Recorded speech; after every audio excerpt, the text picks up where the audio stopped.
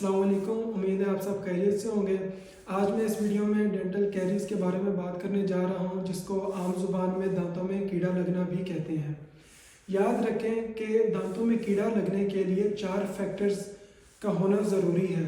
अगर पहले फैक्टर की बात करें तो ये है होस्ट, मतलब जो होस्ट है वो आपका मुंह होता है, आपकी ओरल कैविटी होती है। अगर दूसरे फैक्टर की बात करें तो बैक्टीरिया होता है जो कि आपके मुंह के अंदर मौजूद होते हैं। और अगर तीसरे फैक्टर की बात करें तो ये है कार्बोहाइड्रेटेड फूड, मतलब ऐसी खुराक जिसमें कार्बोहाइड्रेट मौजूद हो। और अगर चौथे फैक्टर की बात करें तो ये टाइम है, मतलब डेंटल कैरीज होने के लिए वक्त दरकार होता है। अब बात करते हैं कि दांतों में कीड़ा क्यों और कैसे लगता है। जैसा कि मैंने बताया कि हमारे मुंह के अंदर मुख्तलिफ बैक्टीरिया रह रहे होते हैं, तो उन बैक्टीरिया को सर्वाइव करने के लिए एनर्जी चाहिए होती है, और वो एनर्जी जो हम खुराक खाते हैं उससे हासिल करते हैं। तो जब भी हम कार्बोहाइड्रेटेड फूड या खुराक खाते हैं तो वो हमारे दांतों के साथ स्टिक हो जाता है या हमारे दांतों के दरमियान फंस जाता है।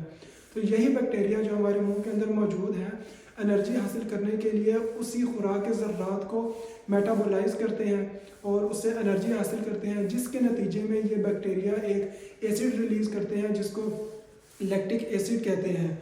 तो इस एसिड रिलीज़ होने की वजह से हमारे मुंह का जो इन्वायरमेंट है वो एसिडिक हो जाता है, और मुसलसल एसिडिक इन्वायरमेंट होने की वजह से हमारे मुंह का जो पीएच लेवल है वो कम हो जाता है। तो इस एसिडिक इन्वायरमेंट की वजह से जो हमारे दांत की इनेमल है, जो हमारे दांत की पहली लेयर है, सरफेस है, वो डीमिनरलाइज होना स्टार्ट हो जाती है इस एसिड की वजह से, जिसके नतीजे में टाइम गुजरने के साथ साथ उसके अंदर एक सुराख बन जाता है और उसमें कैविटी बन जाती है। तो इस तरीके से हमारे मुंह के अंदर दांतों में कीड़ा लगता है। तो अब बात करते हैं कि अगर हम कीड़ा लगने के बाद दांत का ट्रीटमेंट नहीं करवाते हैं तो इसके क्या नतीजे हो सकते हैं।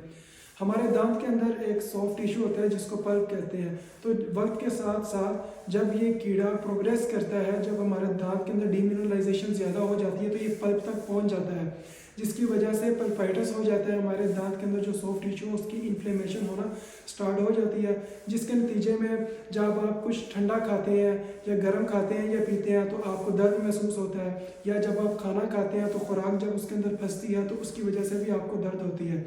अगर आप फिर भी उसका ट्रीटमेंट नहीं करवाते हैं तो फिर इसके बाद इरिवर्सिबल पल्पाइटिस हो जाती है, मतलब कि ये फिर ठीक नहीं होती। इसकी वजह से आपको और मज़ीद शदीद दर्द होती है, और अगर आप तब भी इसका ट्रीटमेंट नहीं करवाते हैं तो आपके दांत में इन्फेक्शन होने के चांसेस बढ़ जाते हैं, जिसमें आपके दांत के गिर्द स्वेलिंग होना स्टार्ट हो जाएगी और आपको शदीद दर्द होना शुरू हो जाएगी।